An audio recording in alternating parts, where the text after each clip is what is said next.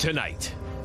Despite the efforts of emergency personnel, he later succumbed to his injuries.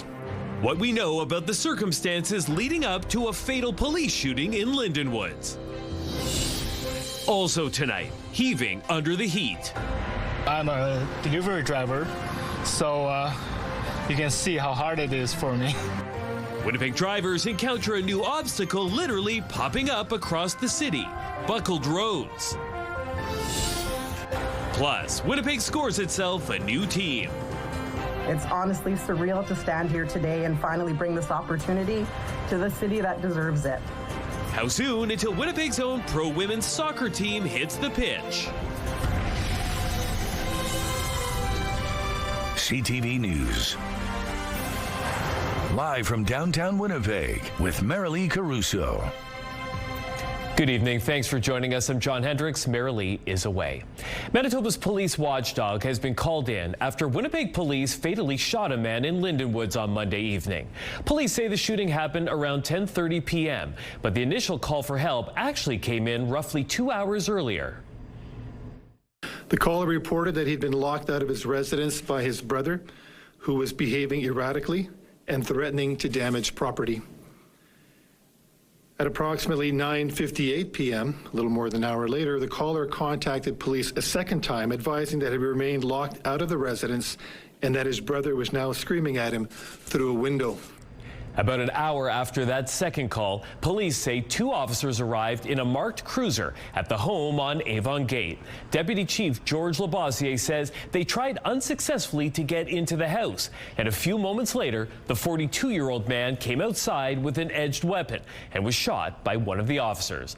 Police, along with a neighbor, provided emergency first aid before paramedics arrived and brought the man to Health Sciences Center, where he was later declared dead. The independent investigation unit has taken over the investigation and was able to provide a few more details, including that the man who made the initial call indicated his brother had mental health issues and was not taking prescribed medication. The deputy chief was asked if the force's alternative response to citizens in crisis unit, which pairs a mental health clinician with a plainclothes officer for people experiencing a mental health crisis, was considered as an alternative. I would say it's always considered, and certainly we look to see where calls that are put in for service would be appropriate to send that unit. In this case, they were not sent, and I think clearly we want to make sure that we recognize, and I think the media recognizes that the ARC unit is made up of an officer and a civilian member, so we never want to put our civilian members in positions that might present violence of any kind. So, safe to say, in this case, they were not sent out to this call. Police say the first officers on scene did not have body cameras, but one of the officers to arrive afterwards did. That video will be handed over to the IIU. Anyone with more information or video footage is asked to contact the IIU. The extreme heat this week is causing several streets and highways to buckle or blow up in the shape of a triangle. The city says emergency maintenance crews are scrambling to keep up. And in Waverly West, a transit bus got hung up on top of a heaving speed bump. CTV's Jeff Keel joins us now live. So Jeff, what are drivers dealing with out there? Well, take a look, John. I can show you the aftermath. As you can see behind me, there's a large hole in the road here on Silver Avenue. This is where crews had to dig it up as they are doing repairs because the concrete heaved like a triangle because of the heat. And this is not the only situation like this in Winnipeg or the province. Roads in Manitoba are buckling under the pressure. It's crazy. Like, seriously crazy. Like, it's crazy. I don't know. I guess our roads aren't built for this kind of heat. On Monday, this section of Silver Avenue near Century heaved up like a triangle amid the current heat wave. Crews spent Tuesday fixing the problem. Sidewalks around the city are also impacted. It's been increasing as we're seeing more and more prolonged heat periods in the summer. And maybe the most dramatic incident, this transit bus in Waverly West got hung up on a speed hump that buckled. Crews had to rip out a large section of the traffic calming device as they made repairs. The city says emergency maintenance crews could not keep up Monday with the demand from heat-buckled roadways and sidewalks, and they continue to respond. They say the south end of the city seems to have been hit the hardest. It's a pretty simple repair. It's just a very sudden and unsafe condition. Outside of the city is not immune. The province says several highways experienced concrete buckling and blowups, including the number 1, 75, 59 South, 7, 8, 30, and the West Perimeter, which was closed for a time Monday morning because of heaving. With no rain and with excessive heat, day and night are a major contributing factor. Ahmed Shalabi, a professor of civil engineering, says the concrete slabs and roadways have joints, which allow them to expand and contract depending on the temperature. But he says sometimes the joints are filled with sand or other debris, so when they try to expand again in the heat, there is no place to go but up. Maybe becoming slightly more frequent with kind of excessive temperatures we are getting, excessive heat. So we're concerned about the future, really. Shalaby says one of the problems we have is a lot of our infrastructure is older and was not built to withstand the extreme heat. So any advice for drivers, Jeff? Not much. The city says, it's hard to predict when something like this can happen. It's like an unforeseen pothole, so just be diligent and do what you can to avoid it. All right, good advice. Thanks, Jeff. Nearly half a dozen communities set heat records again on Monday. Gretna and Emerson saw highs of 35.1 degrees, each breaking records set in 1980, according to Environment and Climate Change Canada. Gimli wasn't far behind, setting a new July 13th record of 33.8. Now that record had stood since 1964, and Oak Point and Shoal Lake each set records at 31.7 degrees. One of Manitoba's medical officers of health, Dr. Peter Benoit, says it's crucial during intense heat such as this to know if you're at higher risk.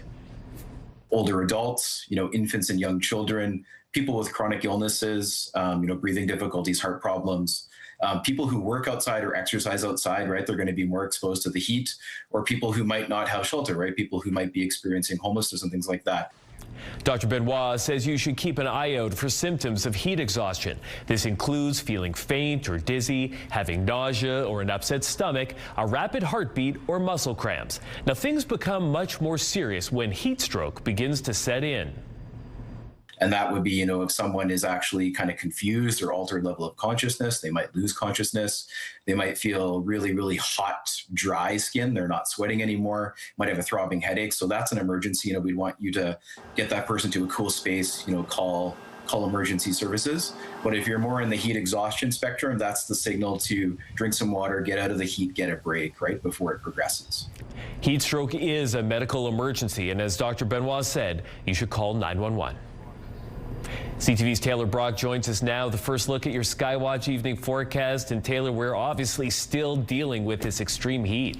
That's right, John. Well, not necessarily here in Winnipeg. A lot of other areas are, including cottage country over in northwestern Ontario. That's what all that orange behind me is.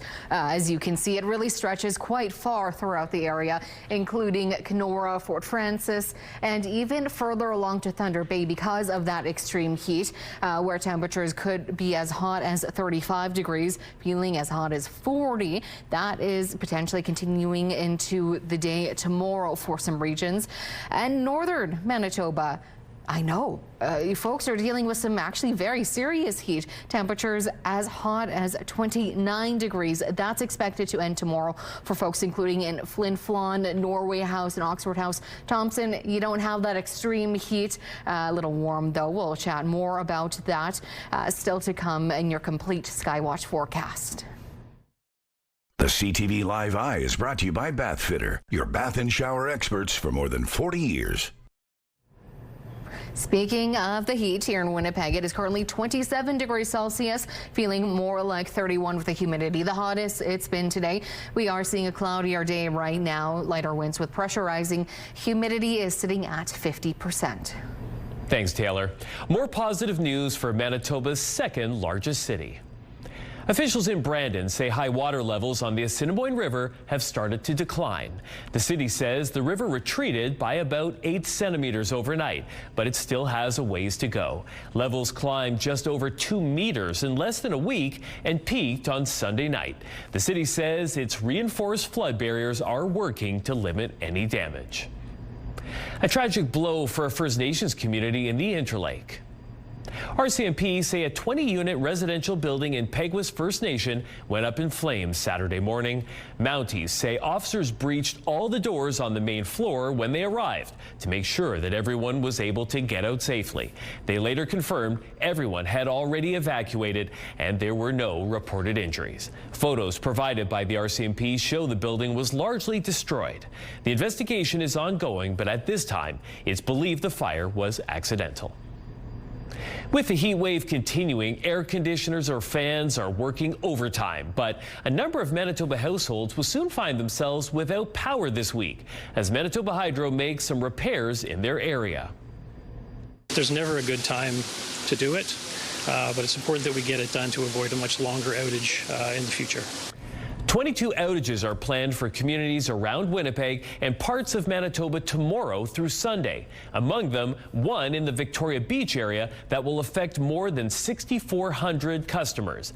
Manitoba Hydro says it will fix the temporary repair to a pole damaged during a storm earlier this spring.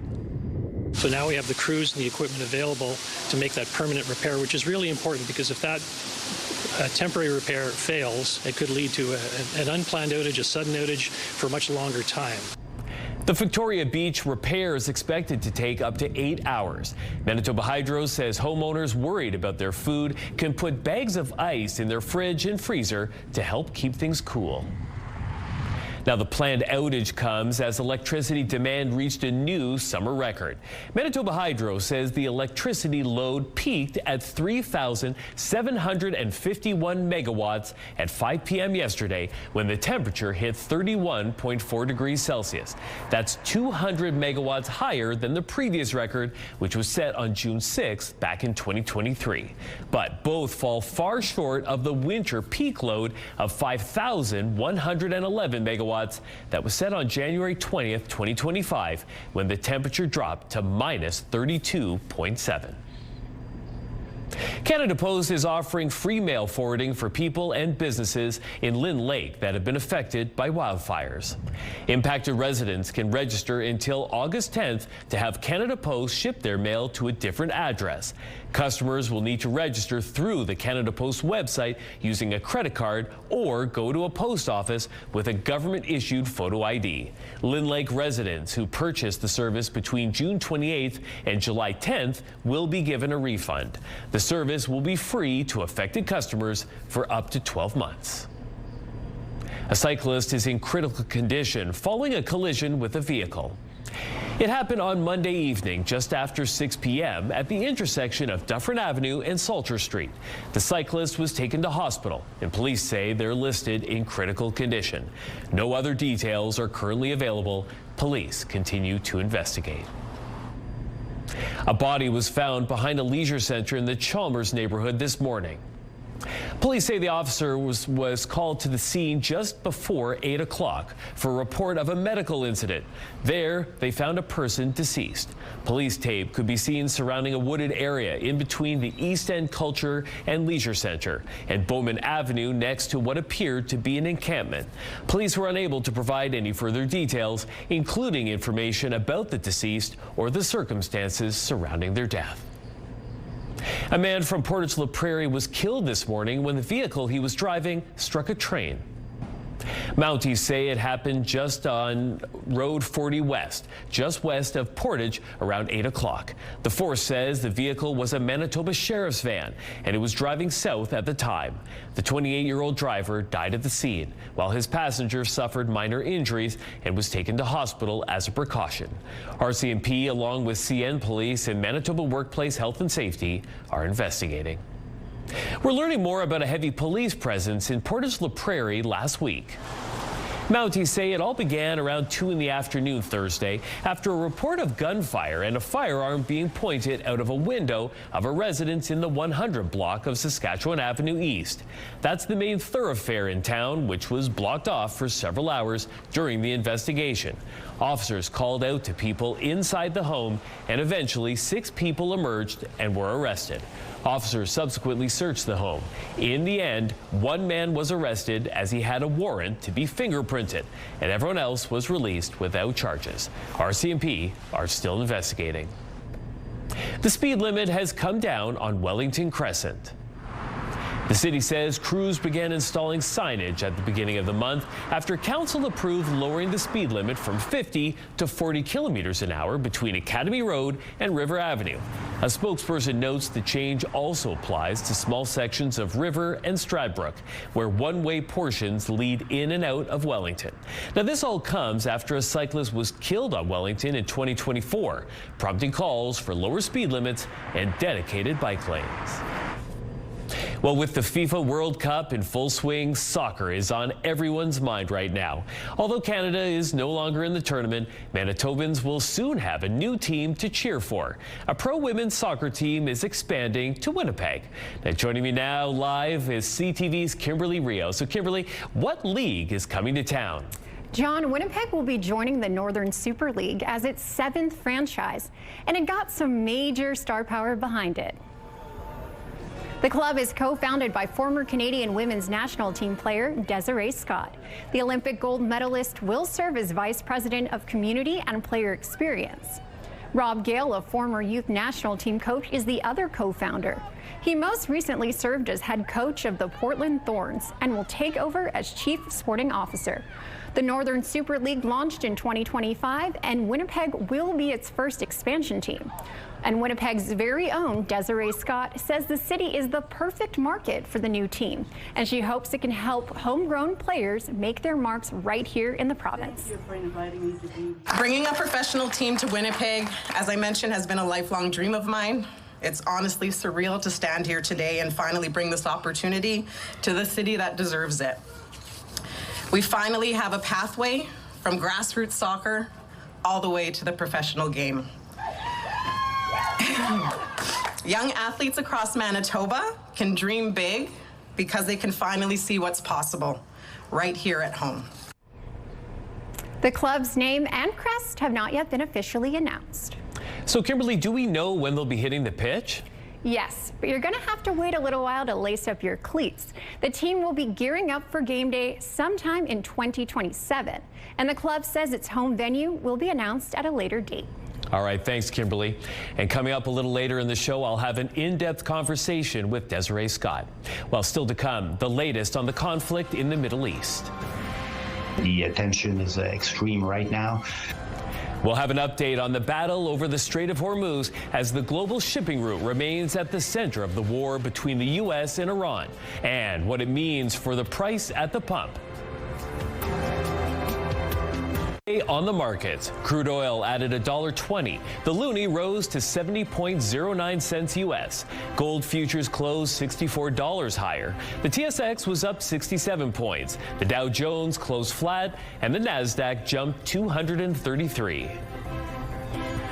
Dozens of WestJet flight attendants in Winnipeg took part in a day of action today as members vote on a possible strike. Around a third of the flight attendants that make up the Winnipeg base lined up outside Winnipeg Richardson International Airport. The airline's 4,400 flight attendants could walk off the job or be locked out as early as August 2nd. Talks between their union and WestJet have been ongoing for more than 10 months. The biggest sticking point in the contract negotiations is pay. I think a lot of people don't understand that, we are required to show up an hour before the flight leaves. We're doing security checks, we're doing pre-flight briefings, we're doing catering checks. And the union says that work before the cabin door closes averages 35 unpaid hours every month. Members are voting on a strike mandate today and tomorrow. Talks will continue between WestJet and the union until Friday. The U.S. and Iran exchanged strikes for a third night, with Donald Trump restarting the blockade of the Strait of Hormuz. Stuck in the middle, 2 Canadian ships. CTV's Judy Trin has more on the vessels and the reaction from Ottawa. 2 Canadian cargo ships have been stuck in the Strait of Hormuz for 136 days. The vessels, owned by Quebec company Desgagnés, have been unable to get out during a ceasefire that didn't hold. The tension is extreme right now, so I'll say we were a little bit unlucky in the time and space here. On the weekend, Tehran launched attacks on tankers belonging to U.S. regional allies. A ship from India was also hit, while Washington struck Iran's port cities and vessels. Donald Trump is reimposing the naval blockade, but walking back plans to charge ship protection fees. The U.S. president says Saudi Arabia, the UAE, Bahrain, Qatar, and Kuwait made him a different offer. It was never fair to me that we would be guarding the strait when we basically don't take any, we don't need the oil at all. They said we'd love to do it a different way. We'd love to invest in the United States with billions and billions of dollars. The war on the waterway has prevented the 2 ships owned by Desgagnés from returning to Canada to embark on deliveries to the Arctic Circle as the ice melts. Desgagnés has had to hire replacement ships from Europe in order to deliver essential supplies to northern communities. This was a big cost. So we had to brought the ship here in Montreal, pay the fuel, pay the crew, pay the renting of the ship. There are currently no Canadians on board Desgagnés stranded ships. Most of its crew are from the Philippines or Ukraine. And just 3 weeks ago, the company was able to get replacement merchant marines on board its ships. Judy Trin, CTV News, Ottawa. With tensions high in the Middle East, you can expect another big jump in prices at the pumps. CTV's Adrian Gobriel on skyrocketing costs and who will feel it the most. The painful process of pulling up to the pumps is set to get even pricier. Every time I hear the news is going up, it's a scary thing, man. Gas prices are ticking upwards at midnight, anywhere from 5 to 10 cents per liter, depending on where you're located in the country. We are seeing the effect of a shortage, of scarcity, of an energy crunch. This is the average predicted price for regular gas in cities across Canada as of tomorrow, with one of the highest expected averages to be found in Vancouver at 198.9. One of the cheapest averages will be located in Edmonton at 165. The world is quickly running out of oil, available oil to meet demand. The price for Brent crude today hovered around $85 per barrel. The price this time last year was $66.84 per barrel. Stateside inflation in the United States cooled last month in part because of a dip in gas prices. While the renewed strikes on key assets by both the U.S. and Iran in the Gulf has been a driving factor behind the rise in oil prices for a second consecutive day. It's frustrating. It's a little bit scary, you know, because I got a kid that I got to feed as well. We still need to drive, so we're still feel, yeah. The road ahead for budget-conscious consumers and drivers remains both turbulent and unpredictable. An additional heads up for those families who are planning to load up their cars and head out for a summer road trip this weekend. Gas prices are expected to continue to increase later this week. Adrian Gobriel, CTV News, Toronto.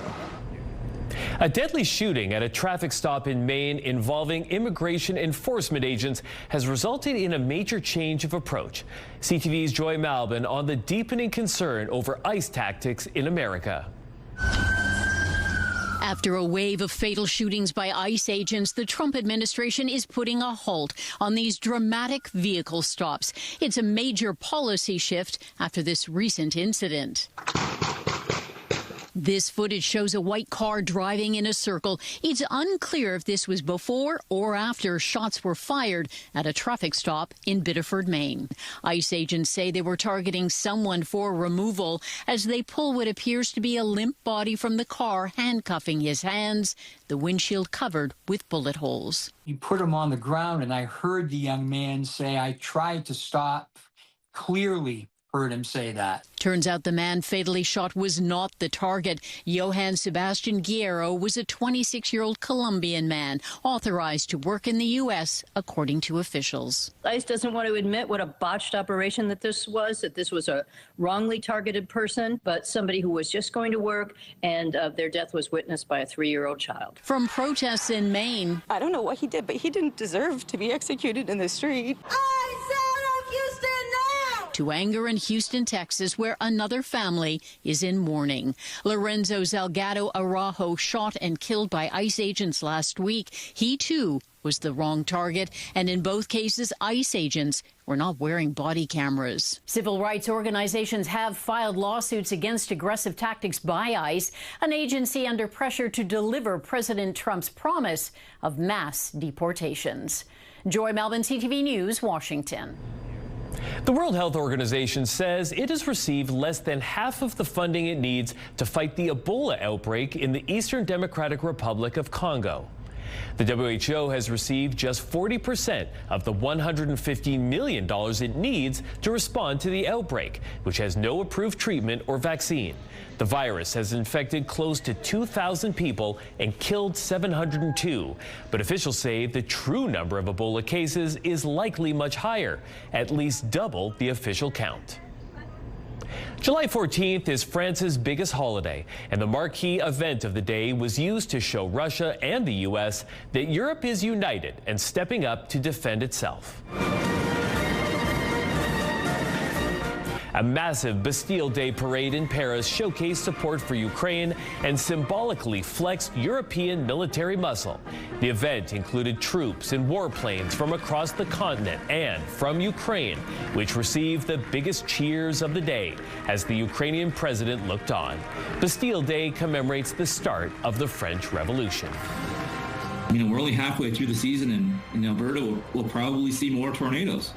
It's not just us here in Manitoba. It's shaping up to be a peak year for tornadoes out west. We'll have more after the break. Well, no tornadoes are on the horizon right now in Manitoba or northwestern Ontario. Warm temperatures are. We are seeing here in Winnipeg temperatures expected to spike, even though we get a cool day for us on Thursday with a high of 24 degrees. Things will be hot and sunny to kick off the weekend. We'll share more about that coming up in your complete Skywatch forecast.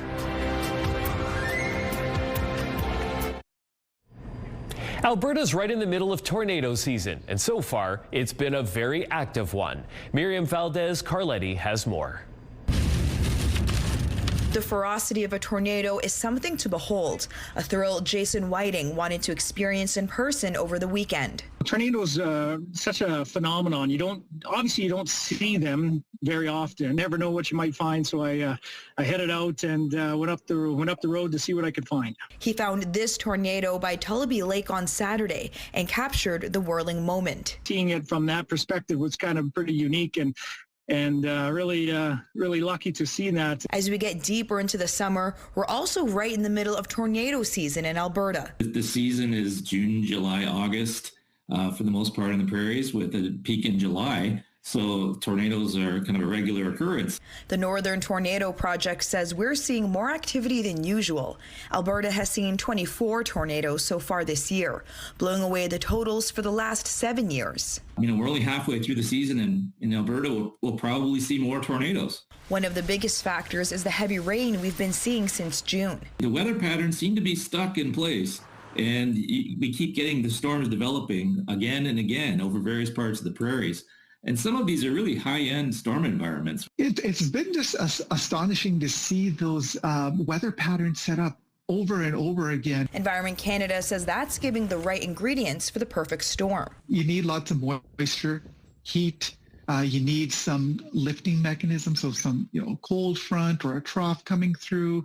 You also need some changing winds with height. Tornadoes can be dangerous, no matter the size. Even the weakest tornadoes can, if you just happen to be at the wrong place at the wrong time, can be deadly. If you find yourself at risk of a tornado, it's advised to find stable, solid cover, like a basement, to stay safe. Miriam Valdez-Carletti, CTV News, Edmonton. A volcano in the Philippines has now been erupting for 190 consecutive days. Explosive bursts of lava and rocks can be seen coming from the crater of the volcano. No one is allowed within a 6-kilometer radius of the danger zone. The alert has been in place since January. The volcano is being monitored around the clock.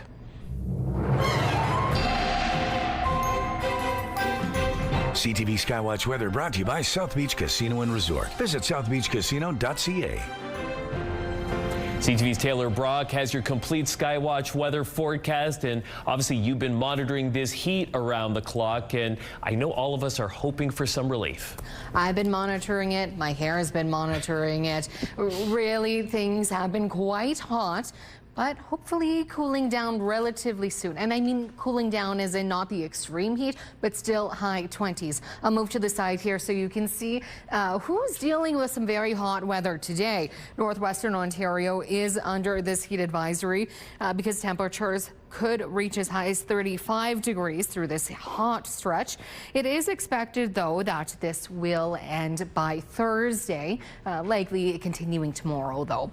And over northern Manitoba, things are quite hot for you folks as well today and tomorrow as well, including some folks over in places such as Flin Flon. We are going to be seeing in this region temperatures potentially as hot as 29 degrees Celsius. However, that is expected to end tomorrow or at its latest early Thursday. We are seeing a chance of some showers, though, especially across southern Manitoba and currently along the Hudson Bay. A little earlier in the afternoon, I got a video from a CTV viewer showing the storm that went through Thompson. Hopefully that's the last of it overnight as the system kind of hugs the Hudson Bay border over there. At the same time, though, overnight we will be seeing some clouds push through Manitoba. We are expecting a cloudy day tomorrow across the south. There is, though, a chance of showers, potentially even a thunderstorm, thanks to this system pushing through really along the southern border of Manitoba. So we'll keep an eye on that one to see if it could move a little further north. We are, though, keeping an eye out for Thursday as this system here pushes into Manitoba. That will bring some showers to us here in Winnipeg, potentially even a thunderstorm as well in the morning, and hopefully that's going to clear up for us as the afternoon goes on. Taking a look tonight, 19 degrees is the coolest it'll get for us with a mainly cloudy sky. Tomorrow we'll start off with a mix of sun and cloud, but clouds are going to be the theme of the day tomorrow with a high of 21 degrees. 21 degrees to start us off with a high of 27 tomorrow and quite cloudy as well. Taking a quick look across the region, as mentioned, that rain and even chance of thunderstorm, Thompson and Churchill. Thompson, a high of 28 degrees is expected for you folks tomorrow, 29 in Island Lake. You are going to be getting sunshine, however, quite smoky, so that will create some visibility issues. Tomorrow in Lynn Lake, a high of 28 degrees, 29 in the Pas. Again, very hot temperatures for Manitoba, let alone this region. A chance of a thunderstorm tonight and tomorrow in Brandon and Neepawa. Both of those folks, a high of 29 degrees, 24 degrees is expected. Here in Winnipeg, a bit of a cloudier night with a high of 27 degrees tomorrow with a heavy cloud coverage across the region, except for Barons River. You folks tend to be the outlier when it comes to weather. Mostly sunny tomorrow, 27 degrees as the high tomorrow in Kenora. Mostly sunny with a little bit cloudier for folks over in Dryden. Taking a look at our Skywatch pick of the day, this shot would scare me, but good on Leonard for sharing this one in over in Arnez of a bear hanging out at his cabin. And this photo comes to us from Mississippi's Stick, thanks to Ernest. A beautiful shot. You can send your weather photos to winnipegweather@ctv.ca. The tricky thing with anaplasmosis versus Lyme disease is that someone can actually be infected with both of them. Two diseases circulating in Canada, both linked to ticks. So how can you tell them apart? Everything you need to know just ahead in Medical Watch. The The World Cup is vividly demonstrating there is a real passion for soccer in Canada, and that hunger for the beautiful game is about to be fed here in Winnipeg. As you saw earlier in our show, Winnipeg is getting an expansion team in the Professional Women's Soccer League, the Northern Super League. And with more details on that, we're joined now by a local soccer legend and the Vice President of Community and Player Experience for the new team, Desiree Scott, joins us now. Desiree, thank you so much for joining us. Thanks for having me. Exciting day. It is exciting. So let's talk about this new team coming to Winnipeg. We still don't know the name or where you will be playing. So when can we expect to get these details? Those details will be building on the momentum and coming out in the coming weeks, month to month. We're going to be having stuff that the fans can get around and support. You know, you've played in the World Cup, you've played obviously in the Olympics. Now you're bringing soccer to the next generation of girls here in Winnipeg. Can you talk about this full circle moment for yourself? It truly is full circle. You know, I always dreamed when I got in with the national team, or I always had to leave home to carry on my career, how wonderful it would be to play at home. And so now that I've retired the boots and I've been working on this project alongside so many people, it's just incredible to have this opportunity in our backyard for the next generation, and something I would have loved to have been a part of myself as a player. But now the players in the future can have that opportunity right here. You know, as I'm sure you're aware, last year, the Valor FC Soccer Club suspended operations here in Winnipeg. Do you think your pro soccer team can work here in our city where others have failed? Yeah, I mean, obviously you never want to see a city lose one of their sporting teams. I truly believe the fans here get behind all the sports teams, and what is unique about us is that we are the first female sports team, period. There is nothing from Calgary to Toronto to Minneapolis. We are sort of the epicenter of the prairies to bring this opportunity forward. And I think that's a unique opportunity that people are really hungry for, as I mentioned. And I think we have an opportunity here to bring something really special and unique that's never been done before. Season tickets go on sale this Friday. How many tickets do you feel that you need to sell to ensure that this will be a success? We need everybody in Winnipeg to have their season tickets. That's how much we're pushing this thing. We are nothing without our community and the supporters who show up week in and week out, but also after year one, when the excitement maybe dims a little bit. We need people to really commit to this. We've seen there's a need and a want for it. There's been a lot of petitions out there. People have signed saying, let's get a team here. Well, it's here. Now we've got to back that up by buying those season ticket deposits. If people want to learn more about the team, is there a place that they should go? Absolutely. Our website is live. It is wpgnsl.ca. That will have all the information out there about merch, schedule, all the fun things that we're going to be announcing as those things roll out.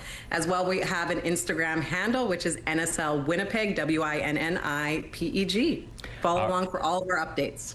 Exciting days ahead. Congratulations on bringing the team to Winnipeg, and we all look forward to the future to learn more about this team. Thanks. We're really excited. Looking forward to it.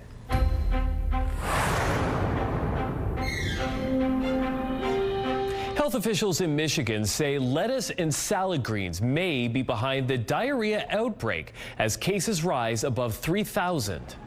Lettuce and salad greens have repeatedly come up during the investigation into the Cyclospora parasite, but officials caution other foods can't be ruled out yet, and no specific grower or supplier has been identified. There are more than 2,600 cases in Michigan alone, with 44 people hospitalized. In Ohio, nearly 400 cases have been reported, with 46 hospitalizations. 31 states are reporting cases, but it's not clear yet if they are all part of the same outbreak. Lyme disease is the most common tick-borne illness, but now health professionals are ringing the alarm about anaplasmosis. Incidents are rapidly rising, making it the second most common disease spread by black-legged ticks. CTV's Vanessa Wright looked at the signs, symptoms, and ways to protect yourself and your loved ones. Anaplasmosis, another tick-borne disease making rounds across the country. Anaplasmosis is a bacterial infection that can affect your liver and blood cells. It's transmitted through black-legged ticks. Lyme disease is still the main concern when it comes to ticks, but health officials say anaplasmosis is worrying. There have been 245 cases of it in Nova Scotia so far this year. Experts are keeping a close watch. The tricky thing with anaplasmosis versus Lyme disease is that someone can actually be infected with both of them. The difference between anaplasmosis and Lyme disease is the presentation. Lyme disease has a gradual set of flu-like symptoms that presents within 7 to 14 days.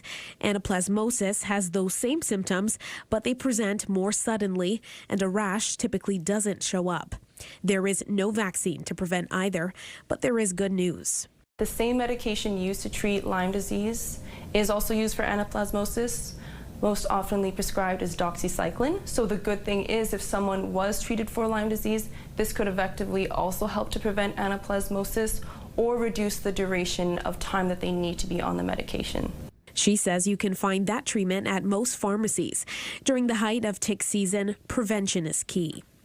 Definitely making sure that they're doing regular tick checks after going for a hike, wearing long sleeve clothing, socks that go up past the ankle so that way they can be tucked into longer pants, wearing a hat because again ticks can crawl up, wearing lighter clothing so you can see the ticks. And if you think you've been bit by a tick, the first thing I recommend is that they remove it as soon as possible. The main risk of Lyme disease being transmitted is if the tick has been attached for more than 24 hours. If you haven't had a tick on you, I can guarantee you that either you or somebody that you know is going to get a tick on you soon because that's how prevalent they are. Experts say the key to dealing with any tick-borne related disease is to catch it early. Getting treatment can prevent life-threatening conditions. Medical Watch is brought to you by Manukin Koster Denture Clinic.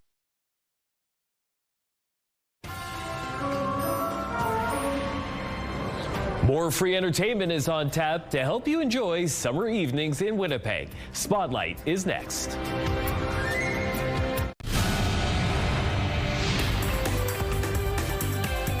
Spotlight, sponsored by the Casinos of Winnipeg, presenting Queen. It's a kind of magic. A summer staple is pirouetting back into Assiniboine Park. The Royal Winnipeg Ballet returns to the Lyric Theatre for Ballet in the Park July 28th to 30th. You can experience the dancers' technical mastery while also getting a sneak peek at the first season to be fully programmed by artistic director Christopher Stowell. The event is free and no tickets are required. However, you might want to bring a lawn chair, blanket, or your dancing shoes. A pre-show program begins at 6 o'clock with the main performance happening at 7. A new exhibit is roaring into action at the Canadian Fossil Discovery Centre. From the total length, half of the length is only the neck. So it's very unusual. It's dedicated to the Styxosaurus, an ocean-dwelling plesiosaur. The museum says the species was chosen for display as it has good specimens, but the plesiosaur wasn't well represented. In fact, the original Styxosaurus sample the exhibit is based around was discovered in Miami, Manitoba in 1983. A few years ago, the museum acquired a 3D printer, and that enabled them to finally do a large-scale reconstruction. Using additional machines, around 400 pieces of bones were 3D printed, either using in-house specimens or ones from other museums over the course of 8 months. And it used AI and other tech to bring it to life. But manually, everything has to be manually, sculpting and everything. And to have the ability to use all this technology through these softwares, most of them are assisted by artificial intelligence. So you have to have a very nice control, knowledge and judgment to be able to use that AI. And if you've ever wanted to name a plesiosaur, now's your chance. The museum is holding a naming contest. A winner will be chosen on September 1st, and they'll receive a bag full of Styxosaurus-related goodies. Tom Cruise is almost unrecognizable in his new role. You know, one day you're a cat. Just take a little taste for Daddy. Come on, sweetheart. The trailer for the new film Digger just dropped, and many people were asking, is that Tom Cruise? Cruise plays an unruly oil mogul on a mission to prove he's humanity's hero. Cruise joined TikTok over the weekend to promote the film, and he's already got more than 1.4 million followers. Digger hits theaters in October. And your Tuesday primetime lineup starts at 7 with The Big Bang Theory. Catch The Amazing Race Canada at 8. Then Password comes at 9. It's all right here tonight on CTV. A price fit for a king. King of the dinosaurs, that is. How much this ultra-rare T-Rex fossil just sold for at auction when we return.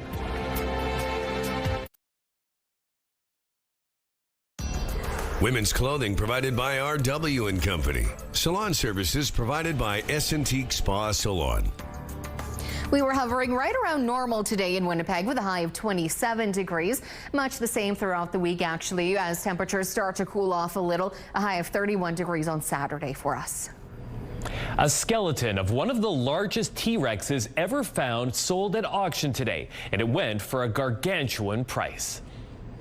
This is now the most expensive fossil ever sold at auction. Nicknamed Gus, it fetched the equivalent of more than $70 million Canadian at Sotheby's in New York. The 11.5 meter long Tyrannosaurus Rex skeleton is about 67 million years old and was discovered in South Dakota in 2021. The auction house says it is one of the most complete T-Rex fossils ever found, and it reportedly shows bite marks and evidence of fractures that the dinosaurs survived. The winning bid was placed over the phone by an anonymous buyer. So Taylor, do you want to just admit right now that you in fact are the buyer who got that T-Rex? Congratulations. I was just about to say, John, I don't know where it's going to fit in my house. It'll be a problem. I'm sure you'll find a space. You can put it here in the newsroom if you'd like. I like it. Great idea. So I'll put it by your desk. Yeah, tune in tomorrow and you'll see it. And see you again at 11:30. Good night.